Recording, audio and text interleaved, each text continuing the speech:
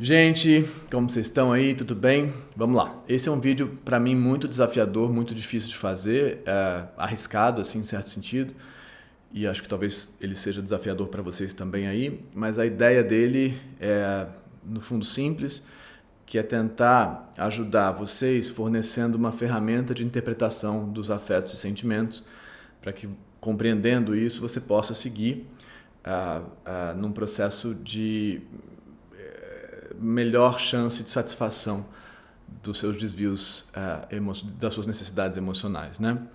No vídeo passado eu falei sobre esses 5 passos para uma vida mais satisfatória e lá dentro um desses passos, talvez o mais fundamental, seja aprender a interpretar os afetos.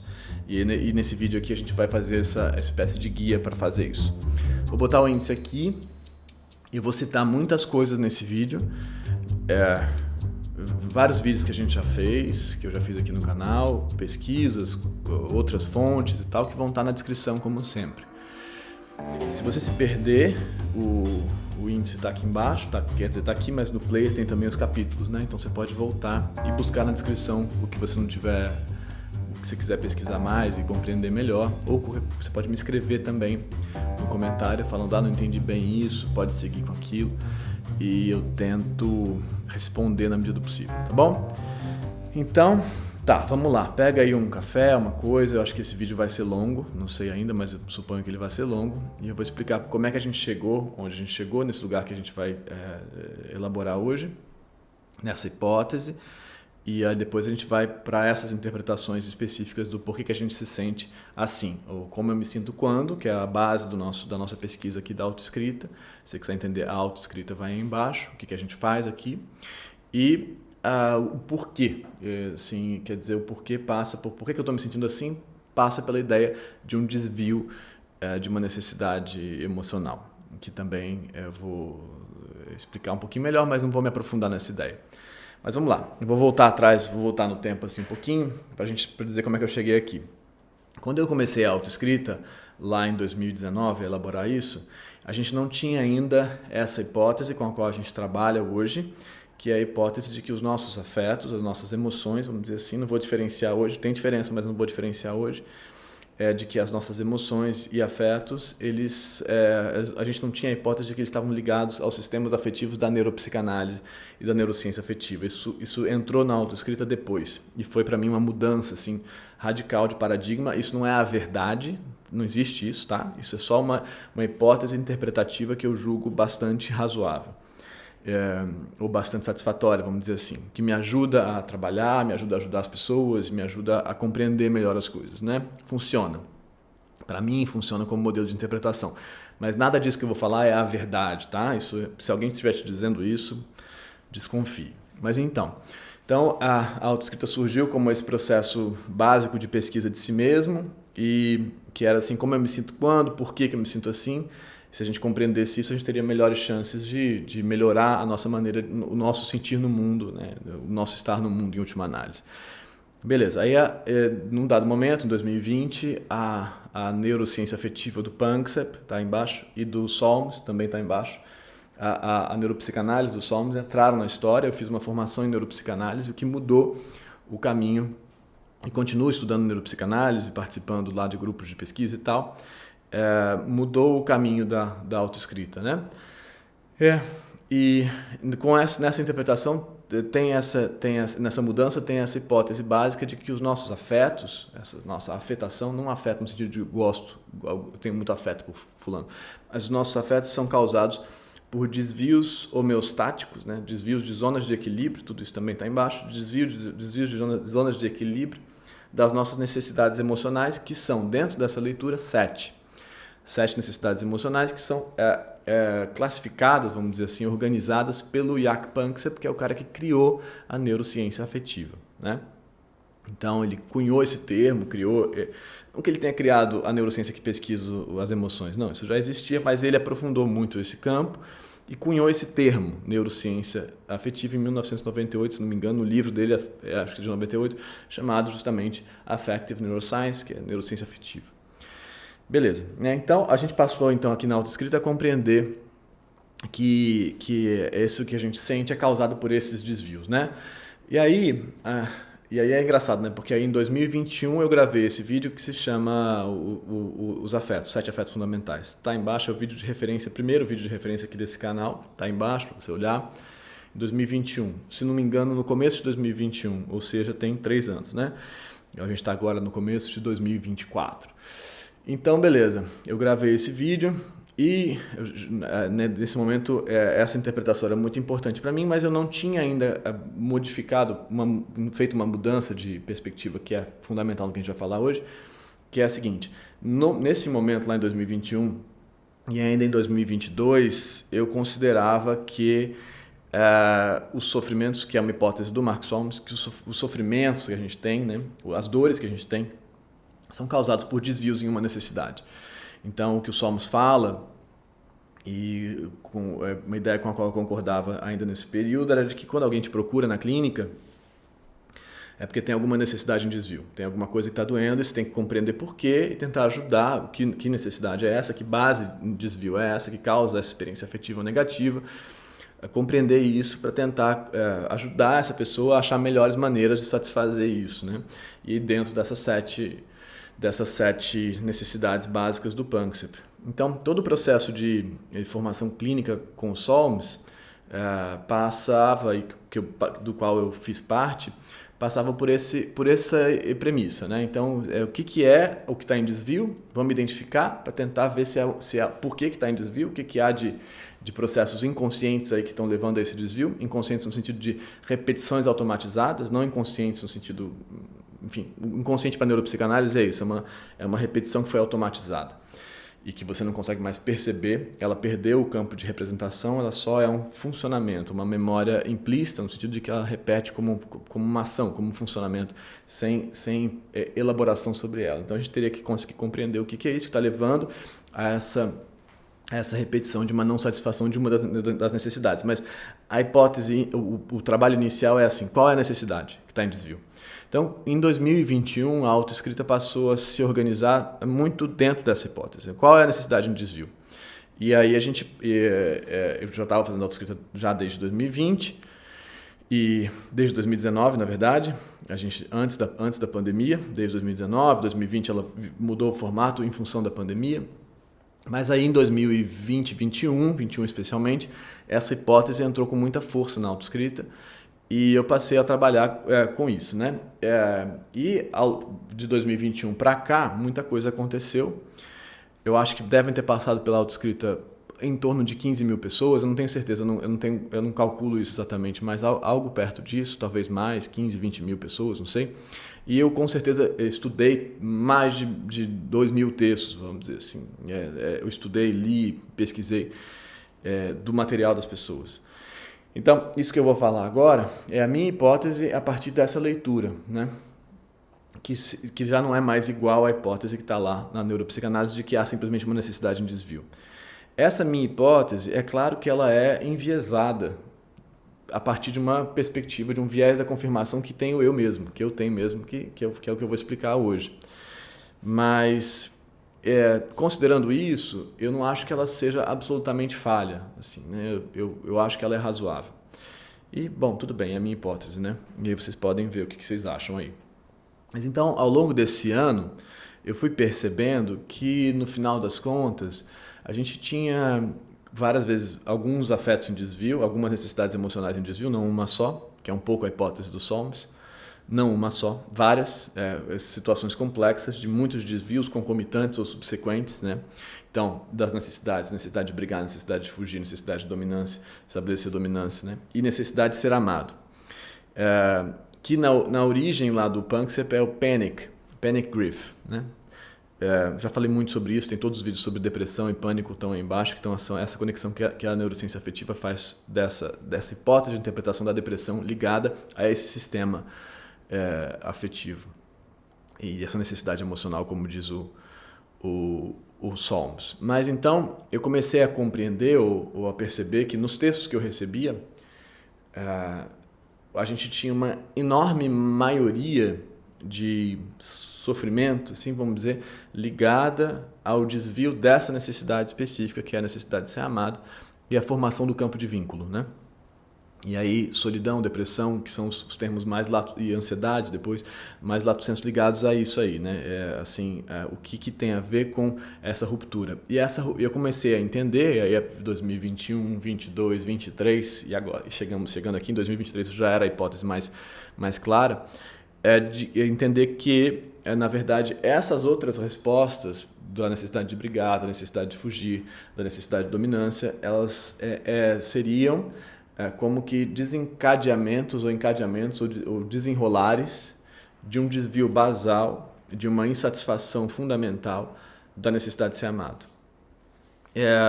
E isso, então, eu passei a trabalhar com essa hipótese, de que o problema de base sempre é uma ruptura ou uma instabilidade ou uma insegurança no campo de vínculo, né? O vínculo é essa junção, tá embaixo o vínculo, é essa junção entre a necessidade de ser amado e a necessidade de cuidar do outro lado, que forma o vínculo. Então, o que a gente estaria vivendo hoje em dia, pelo menos isso não é uma hipótese, vou falar sobre isso já, mas sobre o humano em si, mas é uma hipótese sobre a nossa vida atual dentro do modelo social no qual a gente vive. Mas o que a gente estaria vivendo estaria fundamentalmente ligado a esse desvio. Eu não sou a primeira pessoa a falar isso, nesses termos talvez sim, nesses termos exatos talvez sim, mas alguns teóricos estão elaboraram essa ideia de que o problema é que a gente está sem vínculo, sem campos de conexão, vínculo, segurança, estabilidade, acolhimento. Então isso não é novidade. Nessa terminologia talvez seja assim, uma coisa específica, mas não, isso não é novidade, não sou o único a dizer isso, né? Então é minha hipótese, mas não é só minha. Bom, mas aí então, para compreender isso, que é onde a gente está hoje, que é o que vai embasar ou vai iniciar essa hipótese de interpretação que eu vou fazer daqui a pouquinho sobre os nossos, a interpretação dos nossos afetos, nossos sentimentos, emoções. Para compreender isso, a gente tem que compreender um pouquinho da estrutura humana, do nosso funcionamento de base e do nosso funcionamento social atual. Vou passar por isso rápido, não vou me aprofundar muito nessa ideia, porque é uma ideia complexa. E essa noção que eu vou desenrolar agora, ela um pouco foi a base do paradigma teórico dos encontros presenciais que a gente fez ao longo do ano passado. Então isso também tem essa outra camada. A gente continuou fazendo autoescrita, continuou fazendo, mas durante o ano de 2023 eu fiz alguns encontros presenciais para interpretar as experiências afetivas de quem estivesse nesses encontros. E isso que eu vou falar hoje está muito ligado a essa experiência desses 6 encontros presenciais que a gente fez. Além da autoescrita e desse manancial assim, de pesquisa gigantesco que é a autoescrita. Mas então, o humano tem essa coisa específica assim, né? A gente tem o sistema da homeostase, que é uma regulação geral, né? Assim, a gente tem que ficar dentro de uma zona de equilíbrio. E no caso de organismos complexos, são várias zonas de equilíbrio, né? Não é uma só. Então a gente tem várias zonas que a gente tem que manter e para qualquer organismo complexo a gente tem assim uma noção de priorização e conflito, né? Então eu preciso daquilo, mas aquilo aumenta o desvio dessa outra necessidade, então eu tenho que fazer uma escolha, vamos dizer assim, lato sensu, a ideia de escolha, né?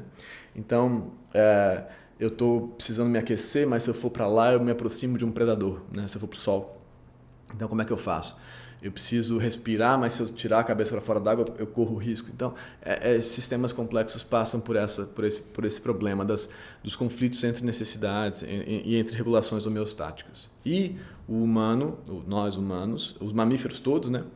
Mas nós bastante, assim, né? Então, a gente começa a compreender que a neurociência afetiva trabalha com a noção de mamíferos todos, que todos eles, todos esses bichos aí, os mamíferos nós, a gente enfrenta uma série de conflitos tentando satisfazer todos esses desvios homeostáticos, e que é um trabalhão danado, que é viver, né? Viver é ficar fazendo isso, para que em última análise a gente atrase um processo que é inevitável, que é a morte, né? Então, se manter dentro das zonas homeostáticas, das zonas de previsão homeostática, diminui a chance da gente morrer, né? Então, tudo isso tem como última função, vamos dizer assim, atrasar a morte, né? Óbvio, né? Então, por que isso existe? Porque isso atrasa a morte. Se atrasa a morte, é uma vantagem evolutiva e por aí vai. Então tá, mas aí com os mamíferos a gente ganha outras camadas disso, né? Das necessidades emocionais, que são necessidades de relação com o outro, né? Por isso emocionais, que tem por objeto de satisfação outros sujeitos. E o humano, especialmente, tem uma condição particular e muito importante, e aí tem a ver com a condição humana, na minha opinião mesmo, que é o nosso grau de dependência longa, né, por longo tempo, de outras pessoas.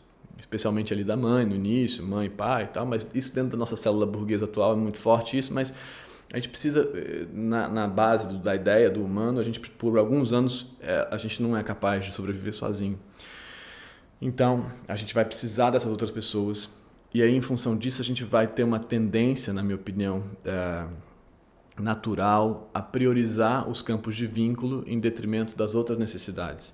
Então a gente tende a, por vantagem evolutiva, a conter a necessidade de brigar para sustentar o vínculo, por exemplo, né?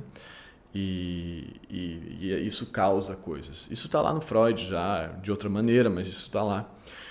Essa ideia de que a gente vai ter que reprimir uma série de coisas para ficar onde a gente está, para estar de acordo com esse campo cultural, mas isso é uma questão de sobrevivência, né? Porque a gente depende desse campo. E fazendo isso, a gente vai ter uma série de sofrimentos, né? E a ideia da neurose tem a ver com isso para o Freud. Tá, mas aí, até aí, normal, tudo bem, né? É um pouco assim mesmo que a coisa funciona. Isso causa uma série de dinâmicas, inclusive a gente pode pensar que a cultura é um desdobramento dessa dinâmica, porque já que a gente não pode atuar simplesmente as nossas necessidades, a gente tem que atrasar, negociar com a realidade, e a gente passa a pensar, imaginar, fantasiar ao invés de fazer, né? A gente fantasia ao invés de fazer. E isso causa, ao mesmo tempo, sofrimento, mas causa criação, né, de conteúdo e de ferramentas, e de cultura, e de arte, de pensamento, de fala, cognição, a complexidade cognitiva que o humano tem, que a gente pode pensar que está ligado a essa dependência muito longa desse campo de vínculo e a necessidade de conter os impulsos de satisfação das outras necessidades, favorecendo ou assim, priorizando a necessidade de vínculo. Então, isso é a complexidade humana. Eu acho que a gente pode pensar aqui em todas as culturas, né? Ao longo da história, em todos os momentos culturais, e a gente pode ver como é que isso foi elaborado ao longo da história de maneiras diversas, e em várias culturas de maneiras muito diversas também. Beleza. Mas isso aí, então, não tem a ver necessariamente ou especificamente com o sofrimento que a gente enfrenta hoje, né? E aí a minha ideia, e não só minha, de novo, mas é de que a modalidade de sofrimento que a gente enfrenta, que a gente experimenta hoje, está ligado ao nosso modelo social, considerando essa base específica humana dentro de um modelo social que, então, a dependência do vínculo, um modelo social que dificulta largamente a nossa estabilidade nos campos de vínculo. Isso tem muito a ver com o vídeo do transtorno do desamparo generalizado e o que seguiu dali, né? Enfim. Então, por que é isso, né? Então, a gente tem cada vez menos campos estáveis de acolhimento e vínculo, cada vez mais uma mobilidade social, você pode morar em qualquer lugar do mundo, vamos dizer assim, isso já há um tempo. A presença das telas, da tecnologia que orienta a gente para longe do vínculo e substitui muito, entre aspas, a satisfação que a gente encontra no vínculo, a necessidade do trabalho, o espaço em função da produção de lucro, o espaço que o trabalho ocupa na nossa vida, as horas que ocupa, a necessidade da mãe sair para trabalhar, a família celular nuclear burguesa. Então, a dependência de duas figuras, vamos dizer assim, como que isso é pouco, né? E necessariamente como essas figuras vão ter que sair, então a gente causa um desequilíbrio mais intenso nesse campo de vínculo, né? Então, a ideia é que todos nós, de alguma forma, estamos passando necessariamente dentro do nosso modelo social por um desvio, um desvio homeostático da nossa necessidade de ser amado, né? Do sistema que seria para o conceito do panic, né? Todos nós, de uma maneira ou de outra. A gente tem, por ser humano, uma dependência muito grande desse campo, e por ser capitalista no século 20, 21, um desvio muito grande disso que era muito importante. E aí, essa é a nossa hipótese básica, e aí isso causa respostas diversas. E aí a minha ideia é que o nosso sofrimento se encaixa em uma dessas respostas para isso que é uma condição atual do nosso campo humano, né? Beleza, se a gente tiver chegado até aqui, está tudo muito bem, agora a gente começa a fazer essas interpretações, mas a hipótese básica é essa.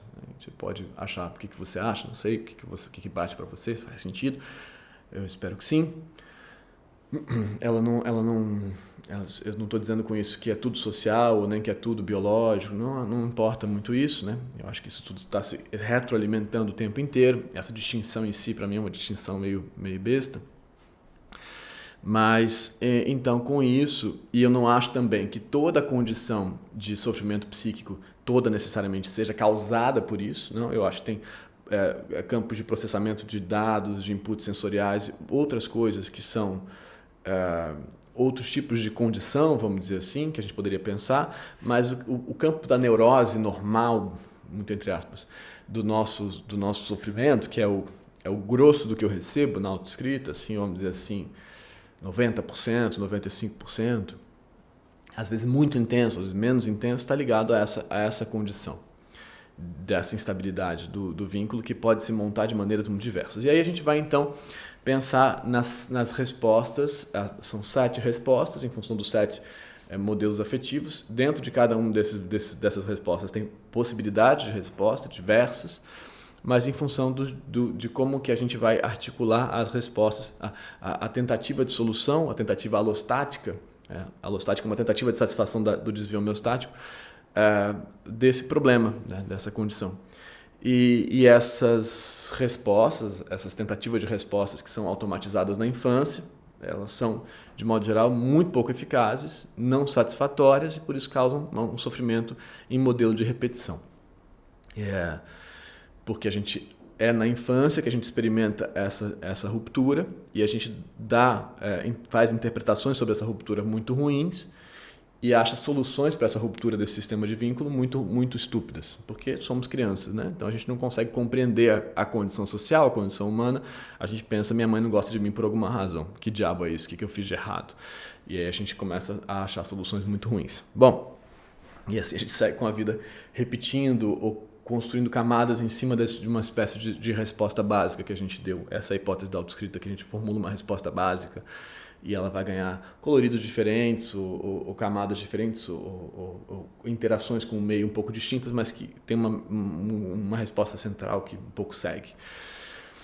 Então a primeira resposta que a gente poderia pensar é mais fácil de pensar, eu acho, é mais simples, está ligada ao próprio sistema do Panic, do Panksepp, e é a resposta depressiva, né? Nesse sentido, é uma coisa que a gente identifica várias vezes em muitos textos, é uma redução da esperança e da ideia da concepção de que você vai conseguir qualquer coisa, no fundo, mas de que você vai conseguir ser amado, de que a vida vai acontecer para você. Se você tem ali de base uma produção no seu ambiente de uma experiência de que não dá certo, você não vai conseguir ser amado, existem chances de que você vai constituir essa resposta como eu não mereço mesmo ser amado, não vou conseguir ser amado, nada vai funcionar. E a experiência emocional, quando eu digo emocional, quero dizer o que se move no corpo disso, é uma experiência de desligamento, né? Que pode ter 2 fases, como o Panksepp relata lá no sistema do Panic Grief, né? As 2 fases, a fase do pânico, da dor, da angústia intensa, a dor no peito, a impressão de morte, e a fase do desligamento, falta de vontade de levantar, de falar, de existir, chorar, redução de energia, desligamento do sistema dopaminérgico, que ocorre nessa segunda fase, né? Então, da motivação, da vontade da curiosidade, da esperança, da fantasia, da capacidade de sonhar, tudo isso é uma grande redução. Então, como ferramenta de interpretação, né? Lembra que isso é obviamente uma simplificação, tá? Mas se você tem aí a experiência de uma redução, primeiro dor, que é o panic, que é a fase aguda da história, e depois uma redução, uma falta de vontade de levantar, uma falta de vontade de falar, uma falta de vontade de trabalhar, uma falta de vontade, de esperança de se relacionar, né? Um sono que se estende, por aí vai, né? uma falta de vontade de existir mesmo, uma vontade de morrer muitas vezes, né? Porque não vê sentido nisso, nada disso, porque não há esperança. Então, essa é a primeira hipótese mais simples, que é a ruptura desse vínculo inicial por conta da nossa condição humana atual causa uma experiência de desesperança profunda, né? Que eu acho que ocupa muita gente, ou pelo menos espaços da nossa vida, várias vezes, né? E essas respostas que eu estou dando aqui, essa primeira pela própria depressão, pelo próprio desligamento da necessidade de ser, pela própria experiência de desvio da necessidade de ser amado e o desligamento da busca nesse sentido, ela não é pura, né? Então a gente pode ter fases e vai e volta e tal, mas muita gente experimenta uma espécie de pano de fundo dessa desesperança, né? De que não vai acontecer. Então essa seria a nossa primeira resposta e esses nossos primeiros índices de interpretação. Redução, desligamento, primeiro dor no peito, mas falta de tônus, falta de vontade, falta de... Tudo isso que a gente relata como depressão na psiquiatria. Para a gente aqui estaria ligado a essa resposta. Não que a psiquiatria esteja errada, mas é que a psiquiatria de modo geral está tratando dos sintomas, né? E do desvio bioquímico, que de fato existe, que é o desligamento da dopamina, que não é a serotonina, mas enfim, não vou entrar nesse mérito hoje, mas que está ligado à ruptura do vínculo e a essa dor inicial, essa dor de base, que é causada por um sistema opioide, que se chama, é um kappa opioide que causa essa dor. E a resolução para isso é uma reaproximação com o vínculo, muito difícil de fazer várias vezes, em função de muitas coisas, que é um outro opioide, que é um mu-opioide, uma endorfina. Então, o que resolve isso é o vínculo. Em última análise, o que resolve tudo que eu vou falar é o vínculo, mas essa é a resposta mais simples. E aí depois, para adiante, a gente vai pensar em respostas que articulam outros sistemas, as outras necessidades. A segunda, talvez muito fácil e muito frequente, é pela necessidade de fugir, né? A ansiedade. A ansiedade no sentido da necessidade de fugir, porque a ansiedade a gente pode chamar de ansiedade o que é o pânico, na verdade, mas a ansiedade aqui como a ameaça, né? A ameaça de alguma coisa. E aí a ansiedade, a gente pode pensar pelo menos dentro dessa ideia de ansiedade, dois tipos de resposta de ansiedade diferentes. Uma esse desamparo causa uma ansiedade em relação a tudo, e aí talvez o TAG estaria ligado a isso um pouco, que é assim, já que estou em desamparo, eu tenho medo de tudo, né? E aí não consigo dormir, e aí a insônia é muito ligada a isso, medo de que tudo pode dar errado, né? As ameaças estão em todos os lugares, porque em última análise a gente foi jogado no mundo de maneira precoce e descuidada.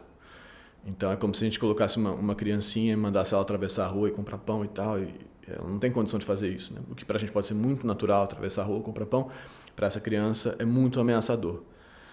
E o que vem depois também, que é a formação da inadequação ideal do eu, que daqui a pouquinho a gente vai falar no final com mais especificidade. Como esse amor está ameaçado, está desestruturado, né? Ela não tem a segurança do vínculo, ela acha que se ela não conseguir, ela vai ser expulsa, vai ser alijada, retirada, não amada. Então isso soma uma outra ansiedade, a coisa que é a que eu vou falar daqui a pouquinho, é a segunda parte. Mas a primeira parte dessa ansiedade aqui é essa impressão de que tudo é ameaçador. E a segunda parte é o medo de não ser amado, né? Que pode se montar de muitas formas. Mas, então, já que a gente tem essa ruptura do vínculo em função da nossa condição atual, a gente passa a considerar que a gente fez algo, ou que a gente pode vir a ter feito algo, ou que a gente pode vir a fazer algo que vai ameaçar esse vínculo, né? É a tal da inadequação. Tem algo de errado comigo que causou essa ruptura. Não é isso, não é esse o caso, mas a resposta que a gente constitui é essa. É essa resposta talvez neurótica mais básica. E aí o medo é de que essa inadequação se manifeste, né? De que ela aconteça, ou de que você faça algo de errado, ou de que você seja percebido ou descoberto. E aí tem um monte de coisas que vão surgir daí, tipo síndrome do impostor, né? Essas coisas que a gente fala assim, mas que são, na verdade, formações disso. Dessa ansiedade, o medo da ruptura do vínculo. E aí, então, o medo do encontro, o não ir, a procrastinação, o medo de falhar, tudo isso que está ligado a isso. o se recolher, então você acaba se recolhendo por medo do encontro com o outro, a ansiedade social, todas essas coisas estão ligadas a esse campo aqui. São muitas formas de montar esse campo, mas elas estão ligadas a esse campo aqui. Você tem medo de perder o vínculo, né? Então, na primeira parte da necessidade de fugir, a gente fala do medo generalizado, de tudo, né? Uma ansiedade mesmo como uma criança desamparada, e na segunda parte, o medo de que você possa fazer alguma coisa que vai causar essa ruptura. E isso também vai fazer a gente pensar em sistemas obsessivos, assim, que a gente vai tentando fazer tudo certo e tal, e falha, de repente, falhei, errei e tal. Então, tudo isso está ligado à necessidade de fugir, como uma espécie de tentativa de solução para essa condição básica. Uma tentativa insatisfatória, nesse sentido, ineficaz, porque o problema básico é outro. Então, no final, a gente vai sempre dizer aqui que o problema básico é o vínculo, entendeu? Só que a gente está dando essas respostas. E, no fundo, a gente tem que interpretar essas respostas para conseguir tentar achar o vínculo. E a experiência emocional, sinais emocionais disso aqui, é de aceleração, contração, taquicardia, frio, suor frio, muitos índices de estômago e barriga e intestino, né? Diarreia, essas coisas todas são muito ligadas a isso, que são esse sistema do fear, do pâncreas, porque a necessidade de fugir, está muito ligado ao intestino. A diarreia está muito ligada a isso, por exemplo, né? O desarranjo intestinal e tal. Mas também a prisão de ventre, porque o medo trava a coisa, contrai, mas então tem ao mesmo tempo isso tudo. A insônia está ligada a esse campo aqui, essa insônia que acorda sobressaltada tantas vezes, né? Tudo isso, veja o desamparo como base, mas encontrando essas respostas emocionais tão ineficazes. Então, se você tem... antes, no primeiro modelo, a gente falou do desligamento, aqui a gente tem uma aceleração. Então, aqui o sistema simpático nesse sentido, né? A aceleração para fuga, né? É uma preparação para fuga. Uma fuga de algo que muitas vezes não existe, né? Que é da sua própria falha. Você quer fugir da sua própria falha, mas é impossível fugir da sua própria falha. Não há como fugir de si mesmo nesse sentido, né? Há como compreender que essa falha, no fundo, é uma construção de explicação para uma condição que está dada, que não foi causada por você, que é esse desamparo de base. Então, você não tem como fugir disso que não existe, entendeu? Que é a inadequação. Mas, enfim, esse talvez seja o modelo mais frequente, né?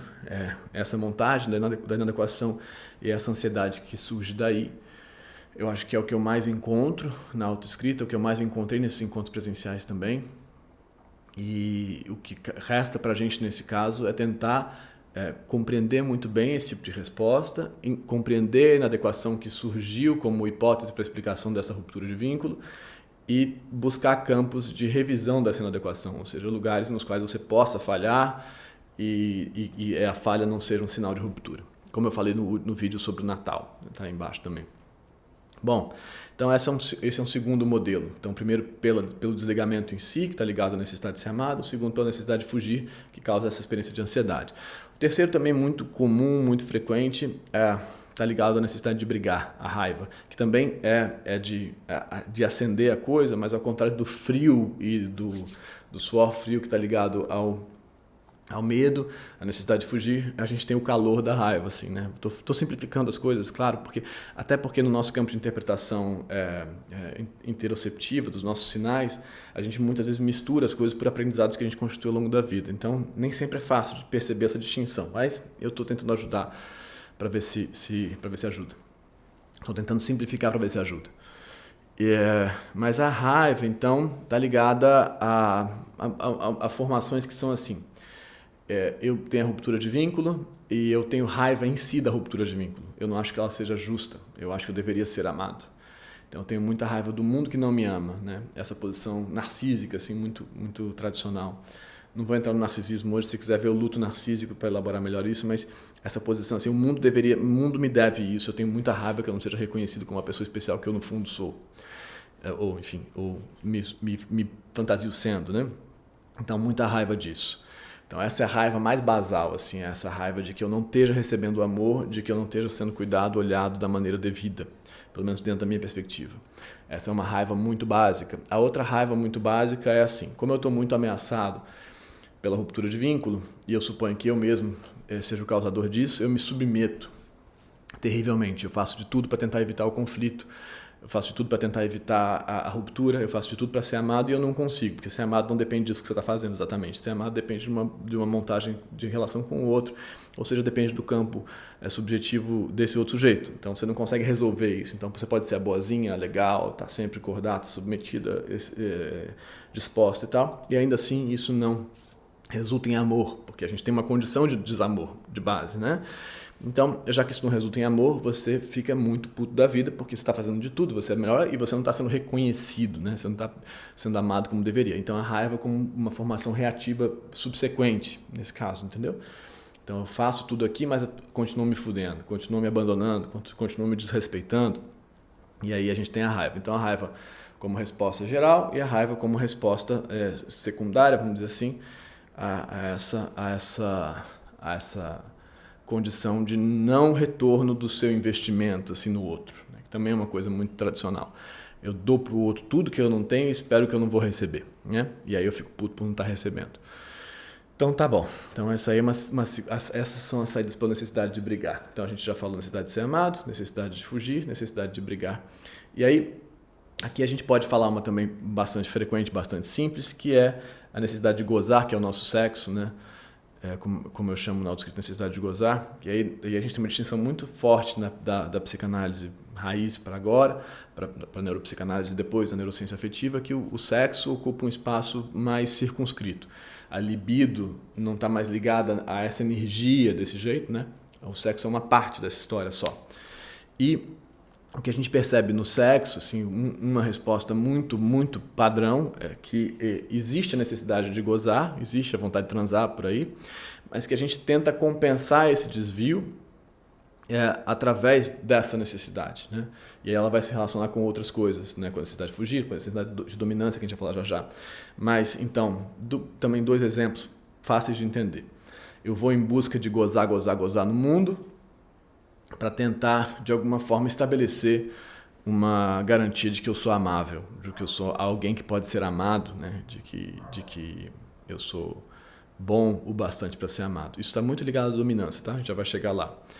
Que é a resposta do ideal do eu, o ideal do eu como resposta à inadequação. Mas calma, a gente chega lá. Mas então o sexo como compensação compulsiva desse desvio que está ligado à necessidade de ser amado. Sim, Tinder, Grindr, Bumble, tudo isso que está ligado aí, essa vontade de transar, que parece um pouco mais simples do que ser amado. Em geral, né? É um pouco mais simples transar do que conseguir ser amado. E a frustração toda que vem daí.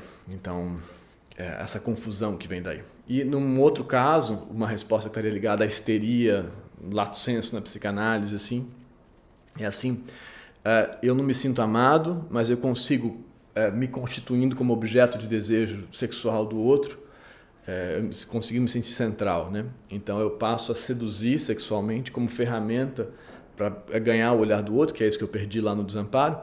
Só que esse olhar não é de amor, no sentido de cuidado, é um olhar de tesão, né? E aí eu me frustro com isso. Esse desenho também é muito frequente. Então eu consigo me sentir assim potente porque sou desejável sexualmente, conseguir me colocar nesse lugar, mas no fundo eu queria que o outro me amasse, né? E ele não me ama, ele só tem tesão por mim. E aí essas duas condições podem estar ligadas, né? Mas essa é uma montagem bem específica, assim, né? Eu me faço objeto do desejo do outro. Aqui eu transo. Aqui eu me faço objeto do desejo do outro para que eu tenha a impressão de que eu sou amado. Mas você não é amado no sentido de o outro não está aqui. Não, você não está formando o vínculo, você está formando o tesão do outro, né? E aí depois de satisfeito o tesão, o outro não precisa mais de você. Essa que é a dureza. Então você provocou, se expôs como objeto de desejo, da necessidade de gozar do outro, esperando que o outro te amasse. E o outro não vai te amar, ele vai te desejar sexualmente. Então, naturalmente, quando esse desvio que foi causado lá no outro, da homeostática da necessidade de gozar, está satisfeito, ele não precisa mais de você. E aí ele pode ir embora. E aí você fala, mas por que ele foi embora? Bom, porque você estava fazendo uma economia do gozar, esperando um retorno do amar, né? E não ocorre assim. Pelo menos não necessariamente. Mas são necessidades distintas que a gente confunde nessa formação. Essa é uma resposta também bastante básica às duas montagens básicas do gozar na tentativa de solucionar esse desvio. E as duas estão ligadas à dominância, que a gente vai chegar lá. A dominância é uma espécie de meta-solução para muitas coisas, mas, enfim, a gente vou falar dela por último. Bom, aqui então o gozar, a próxima, e o gozar, os sinais emocionais de reconhecimento dessa montagem são fáceis, né? Tesão, né? Tesão e como é que chama? Dilatação das genitálias e tudo isso que está ligado ao gozar. Bem simples, né? Mas vem junto com fantasia sempre, né? Para a gente humano. Fantasias em geral ligadas à dominância. Seja eu na posição de dominante, eu como o outro, eu submeto o outro. Seja na posição de dominado, o outro me submete, que é uma inversão de uma lógica de dominância que o sexo opera tantas vezes. Mas bom, e eu sou central, o outro precisa de mim, o outro me persegue e tal e tal. Então, tudo isso tá ligado à montagem de fantasia disso, mas o sinal afetivo é o sinal do tesão, né? Que é tão simples, eu acho, de perceber, em geral. Beleza, para a maioria das pessoas é simples de perceber. Não para todo mundo. Mas, enfim, agora a gente fez, então já falou necessidade de ser amado, necessidade de fugir, necessidade de brigar, necessidade de gozar. Vamos falar agora necessidade de cuidar. É uma resposta bem simples, que eu constituo uma ideia, uma hipótese lá para explicar ou para tentar resolver esse desvio da necessidade de ser amado de base, que é se eu for a cuidadora ou o cuidador, se eu cuidar muito do outro, eu consigo garantir o vínculo. E aí a gente tem essa montagem muito tradicional, que é assim, eu vou então salvar o outro, cuidar do outro e tal, e assim eu vou garantir que esse outro precisa de mim. Eu vou garantir que esse outro não vai me abandonar. Eu vou garantir que esse outro vai ficar perto de mim. E isso, obviamente, não funciona, porque o que faz o outro ficar perto ou não ficar perto tem a ver com as montagens do outro, né? Não com a sua resposta. Então, a gente vê uma série de relações que se repetem assim nesse modelo, ou de pessoas que repetem esse modelo e que falha tantas vezes em relações. Da cuidadora ou cuidador, né? E é uma resposta pela necessidade de cuidar do desvio da necessidade de ser amado. Muito fácil de reconhecer também. E a necessidade de cuidar, os sinais são também sinais, está ligado à ocitocina e outros hormônios, e hormônios que a gente vê como arquétipo mais tradicional na função materna, na função paterna também. Mas esse relaxamento e ao mesmo tempo essa potência que traz o cuidar do outro, né? Que é ao mesmo tempo uma segurança, um relaxamento e uma impressão de potência. Eu sou grande o bastante para cuidar. De novo está ligado à dominância, né? O Punxsutaw, inclusive, articula a ideia de que a ocitocina, que é a grande estrela dessa história do cuidar, de que a ocitocina ela não é a molécula do amor, ela é uma molécula da confiança.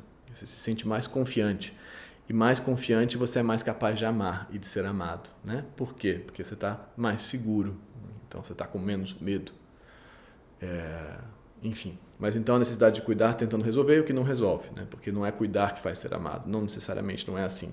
Como a gente fala, eu já falei muitas vezes, a função, o amor, a estruturação do amor é a conexão da necessidade de ser amado, da necessidade de cuidar, né? Cuidar é ser cuidado, amar é ser amado, em alternância no modelo adulto. No modelo infantil, é a mãe que cuida do filho, ou o pai que cuida do filho, do bebê, mas no modelo adulto é essa alternância desses lugares que fazem a formação do vínculo. Eu cuido de você, você cuida de mim, depende da hora, quando eu precisar ser cuidado, você cuida, quando você precisar ser cuidado, eu cuido.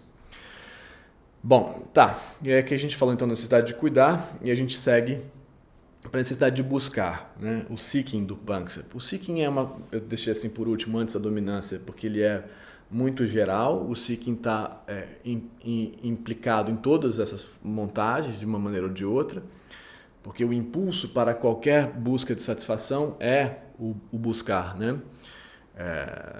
A dopamina, que é a grande estrela da contemporaneidade, assim, né? Então, isso pode se conectar a tudo isso que eu estou falando, mas eu vou tentar falar do seeking mais específico aqui, da experiência do buscar, né? Então, de um lado, a gente tem que já aparece lá na primeira montagem, o desligamento do buscar, né? Você não se sente mais capaz de buscar, essa falta de motivação que está ligada a essa primeira montagem, mas que é uma experiência do buscar, não funcionando. Mas o que eu queria falar hoje, que eu acho que é uma experiência muito frequente, E é que esse buscar pode se articular para todas essas coisas, tipo buscar sexo, por exemplo, né? O buscar sucesso, buscar dinheiro, que está ligado à dominância muito fortemente, que é a nossa última coisa. Mas muitas vezes a gente encontra formações que são a busca pela busca, né? Então eu não vou ter vínculo, então eu vou buscar, eu vou conhecer lugares, eu vou ir para coisas, eu vou viver coisas, eu vou viajar, eu vou, sei lá, eu vou ver coisas e tal. Até certo ponto isso é interessante, porque viajar, ler, conhecer coisas é enriquecedor e pode trazer experiências que revisem essa hipótese inicial que você usou para explicar a ruptura do vínculo. Então, você pode acabar se reelaborando nesse processo e aprendendo coisas que modifiquem uma estrutura e te causem a capacidade de se vincular de novo. Mas muitas vezes não, especialmente em função do nosso mundo tecnológico, né? O que eu quero dizer com isso? Eu quero dizer que o celular, já falei muito sobre isso, mas vou repetir, eu acho que é importante repetir, eu quero dizer que o celular, e especialmente o celular, Netflix e tudo mais, todas as tecnologias do fim do amor, que é a nossa elaboração aí do final do ano passado, está embaixo, essa série das tecnologias do fim do amor, que é como que as nossas ferramentas tecnológicas atuais dificultam o amor, mas a gente vai em busca dessas coisas porque o buscar está ativado e essas coisas, vamos dizer assim, impactam a dopamina, o nosso sistema de atenção, né, e de expectativa e tal, e de expectativa positiva, de otimismo, vamos dizer, de que alguma coisa nova vai acontecer. Só que o que a gente acaba encontrando nesses lugares são modelos de repetição. E aí a gente tem uma busca que é compulsiva no sentido de que ela não encontra novidade. Porque para o sistema, para o seeking funcionar e ser satisfeito, ele precisa de novidade, ele precisa de coisas novas, né? A ideia dele, evolutivamente, é para que você saia pelo mundo pesquisando coisas em geral, olhando pelo mundo. E que você está olhando o mundo, pesquisando o mundo, você descubra coisas que vão servir para satisfazer as outras necessidades. Então, enquanto você está andando pela floresta, você descobre um lugar que tem uma água. Depois você fala, tem aquele lugar que tem aquela água. Então, é uma noção exploratória, lato sensu. Então, e ela tem a satisfação dela na própria exploração e no encontro com novidades. E tudo que a gente não tem no nosso campo tecnológico atual são as novidades. Porque a gente encontra uma repetição porque o algoritmo entende que é aquilo que a gente vai gostar, né?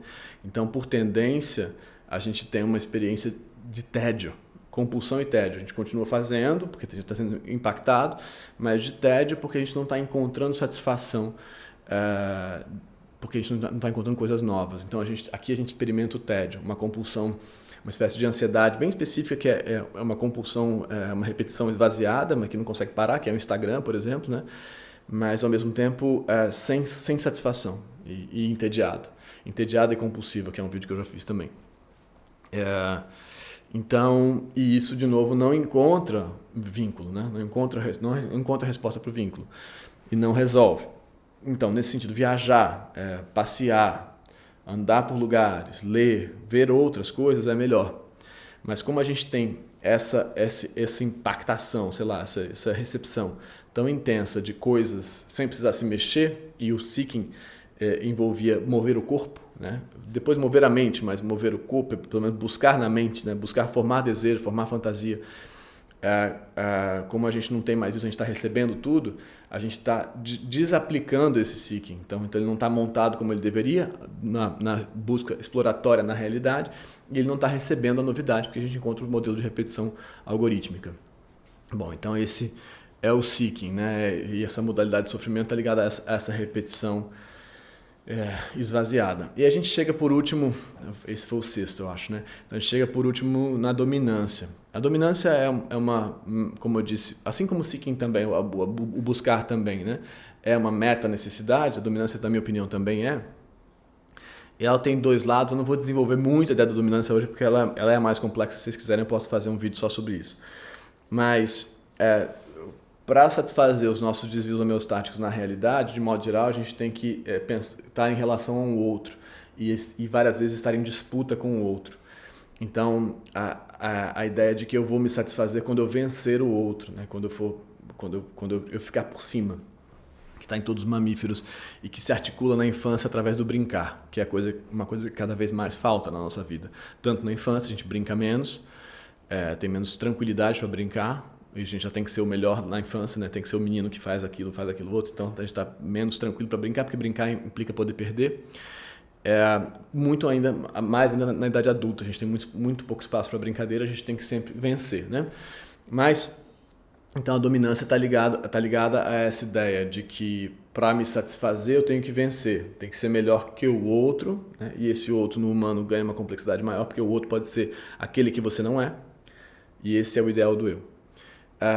Então, e essa é uma parte muito importante da história, mas a parte de base, que é muito fácil de reconhecer para todo mundo, é a comparação. O sinal articulador da dominância está ligado à comparação. Você se compara o tempo inteiro.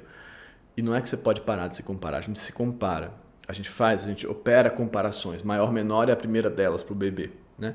Mas o maior, menor vai se rearticular ao longo da vida em diversas montagens de melhor, mais rápido, mais inteligente, mais bem. Tudo isso são articulações de comparação, que pode ser com o outro ou consigo mesmo, né? Com o si mesmo. Então, a ruptura de vínculo inicial gera uma resposta de inadequação. Tem algo de errado comigo, que estava lá na necessidade de fugir, sabe? Tem medo de ser descoberto. E se tem algo de errado comigo, eu deveria ser de outro jeito. E aí é o ideal do eu. Está embaixo também.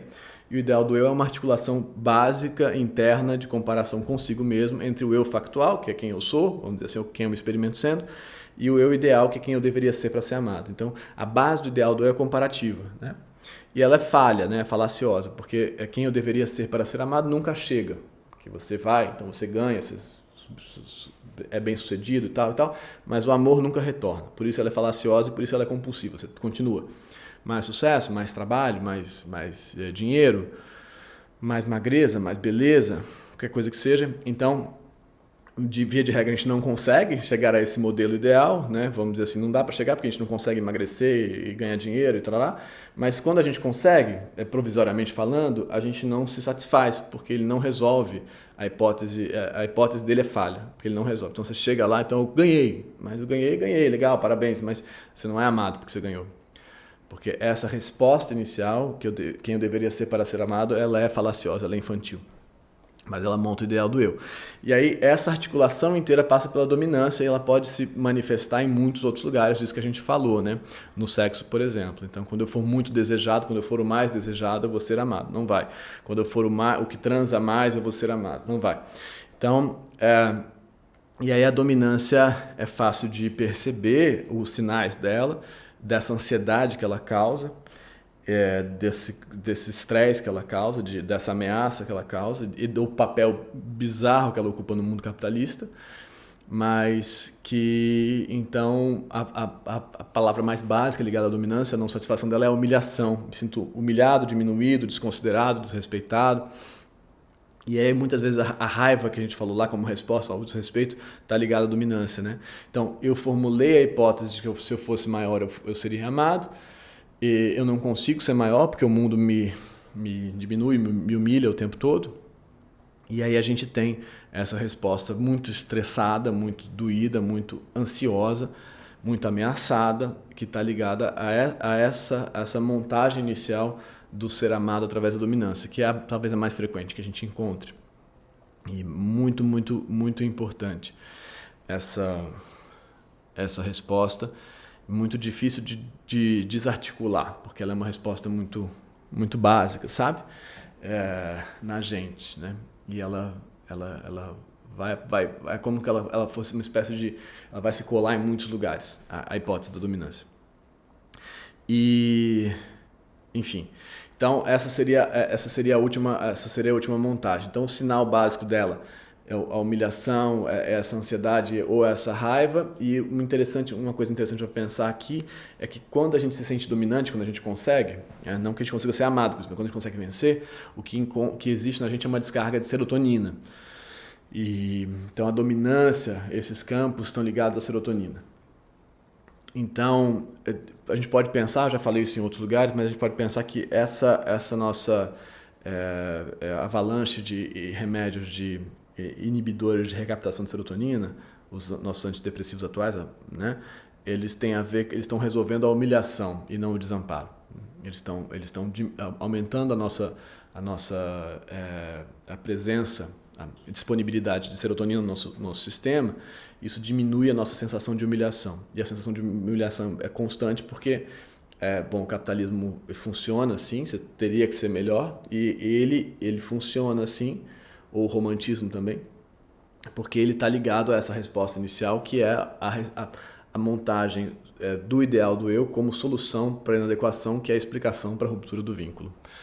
E o romantismo também passa por aí, a idealização, e aí uma montagem muito clássica também, que é a idealização do outro, né? Então eu preciso de um parceiro, porque eu serei maior se eu tiver um parceiro, se eu for amado, eu vou ser finalmente aquilo que eu deveria ser, e eu preciso de um parceiro maior que eu, né? Porque é a remontagem, vamos dizer assim, daquela mãe, daquele pai, né? Alguém maior, alguém melhor, que é aquilo que eu não sou. E aí isso causa todos os problemas que causa, porque quando você tem alguém que é maior que você, se você na volta, na esquina seguinte, você se sente humilhado, desamparado, diminuído. Então uma montagem também clássica, a gente buscar alguém maior que a gente, qualquer que seja o parâmetro, para sofrer com isso depois, porque esse maior nos considera qualquer coisa.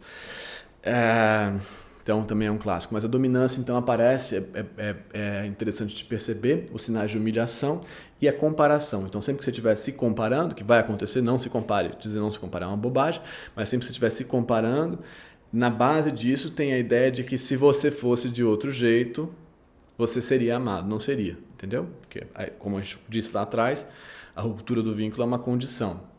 E aí, o que é a solução, lato sensu, para tudo isso? É conseguir constituir campos de vínculo. Como? Não pela dominância, mas encontrando lugares, ou produzindo lugares, ou trabalhando para constituir lugares nos quais os seus desvios, as suas falhas, causam acolhimento. O vínculo é o lugar onde a falha causa acolhimento e não ameaça de abandono. Então, como é que a gente constitui esses lugares? E para mim aqui isso é um desses lugares, a autoescrita, o nosso processo lá é um desses lugares, a terapia é um desses lugares, a amizade pode ser um desses lugares, mas não que na amizade não vai ter também dominância, medo, tudo isso vai aparecer, né? A inveja, por exemplo, como sinal da dominância muito forte também, que eu não falei ou não falhei. Mas enfim, então a resposta no final é essa que eu dei agora, do vínculo. Tá bom? Então são todas essas montagens aí, caramba, um vídeo grande esse mesmo. Eu espero que tenha dado para entender mais ou menos o que vocês quiserem que eu desenrole mais aí, fale mais, a gente pode falar mais. E esse vídeo, então, lembrando que ele serve como uma espécie de amparo aprofundado teórico para esse último vídeo, que é os 5 passos para uma vida mais satisfatória. E esse vídeo é a nossa montagem atual do Manual Mínimo dos Afetos, que é a nossa versão de 2022, eu acho que nem falei sobre isso, mas a gente tem em 2021 os 7 afetos fundamentais, em 2022, em agosto eu acho, a reedição disso, já atualizado pela autoescrita, que é o Manual Mínimo dos Afetos, que é legal, está embaixo também, e agora, juntando tudo isso, vamos dizer assim, ganhando esse corpo para adiante, a gente não está negando isso que veio antes, mas a gente está dizendo, dentro da nossa hipótese, essas leituras ocorrem em função disso, né? Essas interpretações ocorrem em função disso. Eu não acho, de novo, que esse vídeo seja verdade, que isso que eu estou falando seja verdade, que isso resolva as coisas, nem nada, mas eu acho que isso pode ser realmente uma boa ferramenta de interpretação para vocês. Espero que ajude, tá bom? Semana que vem a gente volta. Tchau!